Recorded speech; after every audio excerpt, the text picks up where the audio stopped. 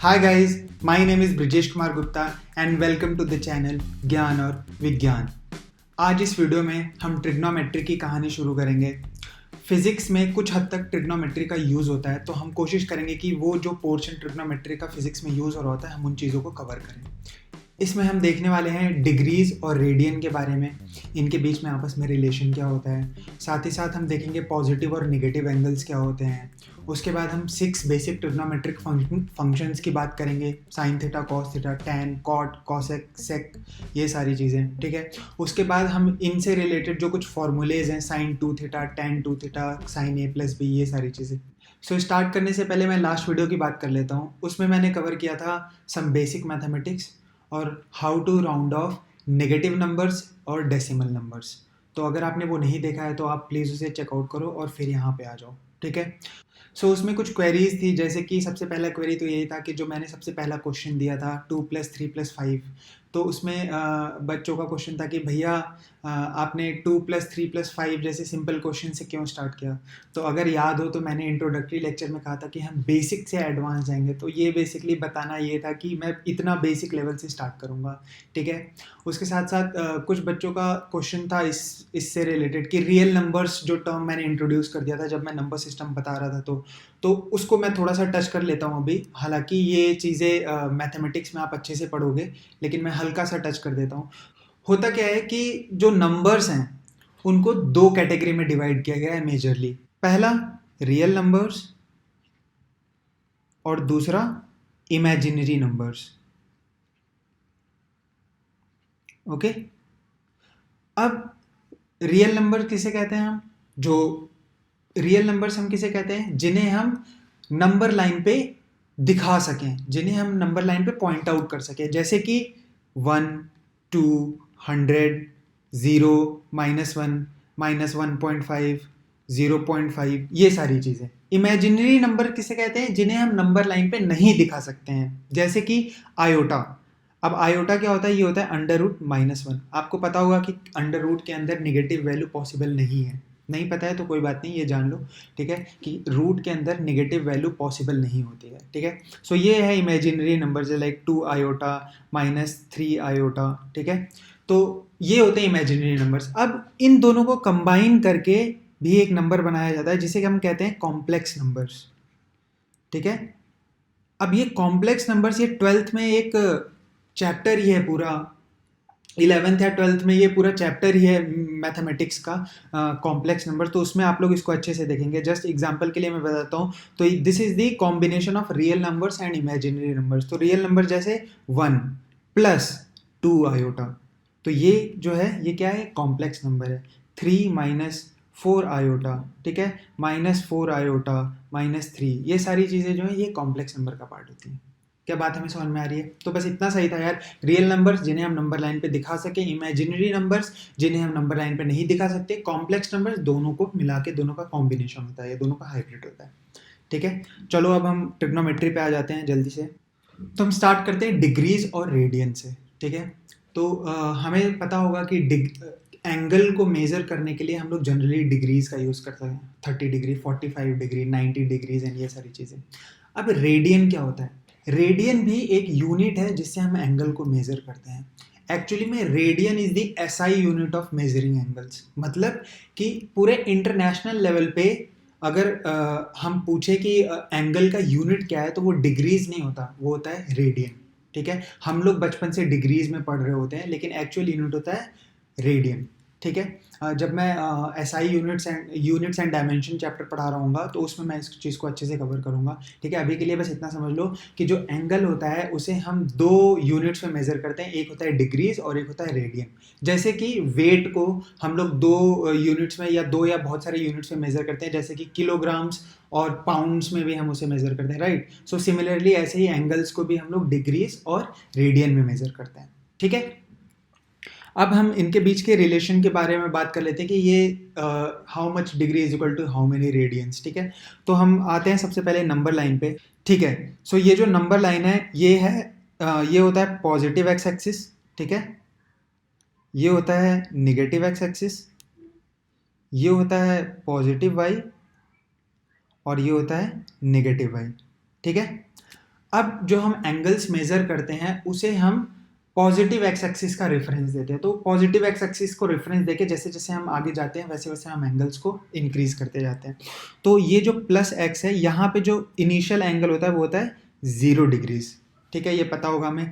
फिर जैसे जैसे हम एंटी क्लॉकवाइज मूव करते जाते हैं एंगल्स बढ़ते जाते हैं, 30 डिग्री हो जाएगा, थोड़ा और ऊपर जाएंगे तो 45 डिग्रीज हो जाएगा। ऐसे ऐसे करते करते जैसे ही हम ये वाई एक्सिस पे पहुंचते हैं तो ये जो एंगल होता है ये होता है 90 डिग्रीज, ठीक है। सो यहाँ पे हम बोल सकते हैं इसको 90 डिग्रीज है, ठीक है। सिमिलरली और हम आगे जाते जाएंगे जाते जाएंगे जाते जाएंगे तो ये आता है, ये होता है 180 डिग्रीज। और आगे जाते जाएंगे तो ये होता है कितना, 270 डिग्रीज। और सिमिलरली और आगे जाएंगे तो ये होता है कितना, 0 डिग्री। सिंस हम 90 90 ऐड करते जा रहे हैं तो अभी ये हो जाएगा 360 डिग्रीज, ठीक है। अब आप चाहो तो इसको और आगे जाते जाओगे तो फिर 90 90 ऐड करते जाओ, या फिर आप वापस से उसको 0 degree and then 90 degree and then 180 degree pronunciate कर सकते हो, ठीक है। So basically 0 degree is equal to 360 degree, okay, is equivalent to 360 degrees, not equal to, equivalent to, ठीक है। अब हम रेडियन की बात करते हैं। तो ये जो 180 डिग्री है इसमें होता है पाई रेडियन। पाई की वैल्यू हमें पता है क्या, पाई की वैल्यू होता है 3.14 समथिंग, राइट। सो ये एग्जैक्ट इक्वल नहीं होता, ऑलमोस्ट इसके बराबर होता है डेसिमल में। अगर हम फ्रैक्शन में बात करें तो ये होता है 22/7, ऑलमोस्ट, ठीक है। 22/7 से थोड़ा छोटा ही होता है पाई का वैल्यू। और अगर हम और एक्यूरेट वैल्यू अगर हमें जाननी हो फ्रैक्शन में तो उसको हम लोग कैलकुलेट करते हैं 355 डिवाइडेड बाई 113 से, ठीक है। सो ये जो फ्रैक्शन है ये वाला, ये डेसिमल के 6 प्लेसेस तक पाई की करेक्ट वैल्यू देता है, ठीक है। सो अभी हमने क्या बोला कि 180 डिग्रीज में कितना रेडियन होता है, पाई रेडियन होता है। तो अगर मैं यहाँ पे लिखूँ डिग्री और यहाँ पे लिखूँ रेडियन, ठीक है, तो 180 डिग्रीज में कितना रेडियन होता है, पाई रेडियन होता है, ठीक है। तो 1 डिग्री में कितना रेडियन हो गया, पाई अपॉन 180, ओके, ठीक है। सो सिमिलरली अगर कोई पूछे आपसे कि 360 डिग्री में कितना रेडियन हो गया तो इसमें मल्टीप्लाई कर दोगे आप 360 का, तो ये कितना आ जाएगा, ये 2 टाइम्स कट जाता है तो ये हो जाएगा कितना, 2 पाई रेडियन, ठीक है। तो अगर हम बात करें अच्छे से तो ये हो गया हमारा 0 डिग्री मतलब कि 0 रेडियन। ये हो गया 90 डिग्री मतलब कि बताओ कितना, पाई बाई 2 रेडियन। ये हो गया 180 डिग्री मतलब कि पाई रेडियन। ये हो गया 270 डिग्री मतलब कि कितना, pi plus pi by 2, 3 pi by 2 radian. और फिर वापस से इधर आएंगे तो ये हो जाएगा 360 डिग्रीज, ठीक है, ये हो जाएगा 360 डिग्रीज। ये कितना हो जाएगा, 2 पाई रेडियन। तो सिमिलरली ऐसे ही चलता जाता है, ठीक है। तो 180 डिग्रीज में कितना रेडियन होता है, पाई रेडियन। हमें ये बात समझ में आ रही है, ठीक है। अब हम इस पर कुछ क्वेश्चंस कर लेते हैं। तो हम क्वेश्चंस करते हैं इसे। मैं चाहता हूं कि आप वीडियो को पॉज करो और ये सारे क्वेश्चंस जल्दी जल्दी से सॉल्व करो। आपको बस क्या ध्यान में रखना है कि 180 डिग्रीज में कितने रेडियन होते हैं, पाई रेडियन, ठीक है। हम इसको जल्दी जल्दी अब सारे सॉल्व करते हैं। तो वीडियो पॉज करो और खुद सॉल्व करो और उसके बाद आके आंसर मैच करा लो, ठीक है। चलो मैं सॉल्व करता हूँ इसे जल्दी जल्दी। तो सिंस 180 डिग्रीज में पाई रेडियन होता है मतलब कि 1 डिग्री में कितना हो गया, पाई अपॉन 180 रेडियन, ठीक है। सो 30 डिग्रीज में कितना हो जाएगा, 30 इंटू पाई अपॉन 180, ये कितना हो गया, 6, राइट। सो ये हो गया pi by 6 radian. So 30 degrees में पाई बाई 6 रेडियन होता है। 45 डिग्रीज में कितना होता है, कैलकुलेट कर सकते हैं हम, 45 इंटू पाई अपॉन 180, ठीक है, ये 4 टाइम्स में जाएगा, ये हो जाएगा पाई बाई 4। सिमिलरली 60 डिग्री पे आप कैलकुलेट करोगे तो ये कितना आएगा, पाई बाई 3। ये कैलकुलेट करोगे 90 डिग्री, ये आ जाएगा पाई बाई 2। इसे करोगे तो कितना आएगा, जल्दी बताओ, 120 degrees into pi upon 180, right. तो 6 2 जा 6 3 जा, तो ये हो गया 2 पाई बाई 3। सिमिलरली आप बाकी सारे कैलकुलेट कर सकते हो, करेक्ट। जैसे 180 डिग्रीज में कितना, ये पाई रेडियन हमें पता ही है, 360 डिग्रीज में मतलब 2 पाई रेडियन होता है, ओके। अच्छा, अब ये 9th क्वेश्चन अगर आप देखो तो ये बोल रहा है कन्वर्ट 5π/6 रेडियन टू डिग्रीज। तो हमें क्या पता है, हमें तो ये पता है कि 180 डिग्रीज में होता है कितना, पाई रेडियन, राइट। अगर हम इसको और अच्छे से लिखें तो पाई रेडियन में क्या होता है, 180 डिग्रीज, करेक्ट। तो एक रेडियन में क्या होगा, 180 degree divided by pi degrees, correct. Okay, so basically 1 radian is equal to 180 upon pi degrees. Okay, so अब हम इसको फटाफट कैलकुलेट करते हैं। 1 रेडियन में तो हमें पता चल गया, तो 5π/6 में कितना हो जाएगा, तो ये हो जाएगा 180 डिवाइडेड बाई पाई इंटू 5π/6, पाई से पाई कट गया, 6 से हो गया 3 टाइम्स में, ठीक है। तो ये कितना हो गया, 150 डिग्रीज। क्या हमें बात समझ में आ रही है, ठीक है। अच्छा, सिमिलरली, अच्छा उसके बाद हम ये सारे क्वेश्चन सब आगे बाद में करेंगे। तो हमें रेडियन और डिग्रीज में कंपैरिजन पता चल गया, इनमें रिलेशन क्या होता है, pi radian is equal to 180 degrees. याद रखेंगे हम हमेशा, pi radian is equal to 180 degrees, ठीक है। ओके, सो हम इसे थोड़ा पढ़ लेते हैं। So radian is the SI unit for measuring angles. The length of an arc of a unit circle is numerically equal to the measurement of radians of angle that it subtends। अब ये कुछ चमक नहीं रहा होगा, मैं भी बताता हूँ ये क्या बोलने की कोशिश कर। ओके, सपोज करते हैं कि हमारे पास ये सर्कल है, ठीक है।